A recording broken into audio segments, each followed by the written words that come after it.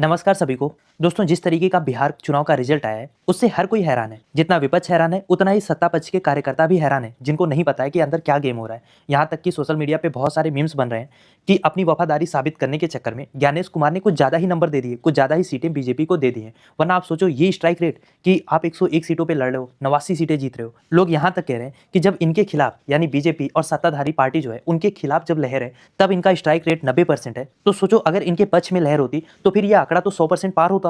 खैर, बिहार चुनाव में बहुत सारे, एक नहीं बहुत सारे आरोप बीजेपी के ऊपर, सत्ताधारी पार्टी के ऊपर लगे हैं। चाहे एसआईआर में विपक्ष का वोट काटने का मामला हो, काउंटिंग धीमी करने का मामला हो, वोटर लिस्ट में वोटरों की संख्या 3 लाख, 3.5 लाख बढ़ाई गई है एसआईआर के बाद, उसका मामला हो, आचार संहिता के दौरान 10-10 हजार रुपए आचार संहिता के दौरान बांटे गए हैं, डायरेक्ट महिलाओं के खाते में डाले गए हैं। ये अपने आप में बहुत बड़ा आरोप है और कायदे से यही एक फैसला जो लेवल प्लेइंग फील्ड है उसको खत्म कर देता है। लेकिन अब जन स्वराज पार्टी ने एक और बड़ा खुलासा या एक और बड़ा आरोप बीजेपी के ऊपर लगाया है। आरोप ये है कि केवल पैसे ही नहीं आचार संहिता के दौरान बांटे गए, बल्कि ये पैसा भी बिहार के राजस्व का नहीं था, बल्कि सरकार ने जो वर्ल्ड बैंक से कुछ स्पेशल डेवलपमेंट काम के लिए 21,000 करोड़ रुपए का लोन लिया था ना, उसमें से 14,000 करोड़ रुपए यहाँ पे महिलाओं के खाते में डालने के लिए डाइवर्ट किए गए। अब कहने को तो ये अभी आरोप है, आप इसको पक्का नहीं कह सकते हो कि ये सही बात है, लेकिन लॉजिक इसमें ये है कि अगर आप बिहार का बजट देखो, मैं आपको सरकार के आंकड़े ही बता रहा हूं, तो भैया बिहार के ऊपर आज के समय में 4.0 लाख करोड़ का ऋण है, लोन है, जिसके लिए 63 करोड़ रुपए का ब्याज हर रोज बिहार सरकार भरती है। और अगर कुल रेवेन्यू देखो तो 2.4 लाख करोड़ का इनका रेवेन्यू है, जबकि खर्चा 3.49 लाख करोड़ है,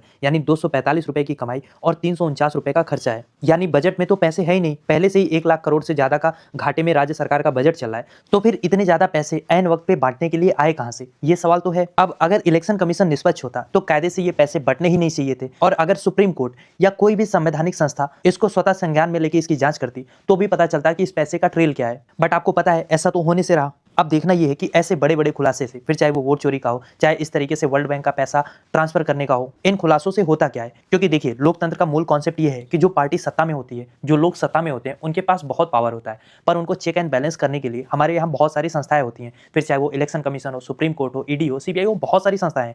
लेकिन सवाल ये है कि क्या ये संस्थाएं निष्पक्ष होकर काम कर रही हैं? क्योंकि जब ये संस्थाएं भी निष्क्रिय हो जाती हैं या इन पे आरोप लगते हैं कि ये सत्ता पक्ष के कंट्रोल में आ गई हैं, तो फिर लोकतंत्र की जो सबसे बड़ी अदालत होती है, जनता की अदालत, फैसला वहां से आता है। तो अब देखना यह है कि जनता की अदालत इन आरोपों को कैसे देखती है, इन पे कब प्रतिक्रिया देना शुरू करती है। क्योंकि कहीं ऐसा तो नहीं है कि हम धीरे धीरे डेमोक्रेसी से इलेक्टोरल ऑटोक्रेसी की ओर बढ़ रहे हैं। खैर, क्या सोचते हैं आप इस टॉपिक को लेकर, लिखिए अपनी राय कमेंट बॉक्स में, और इस टॉपिक का कंप्लीट वीडियो आप डायरेक्टली चैनल पे भी जाके देख सकते हैं।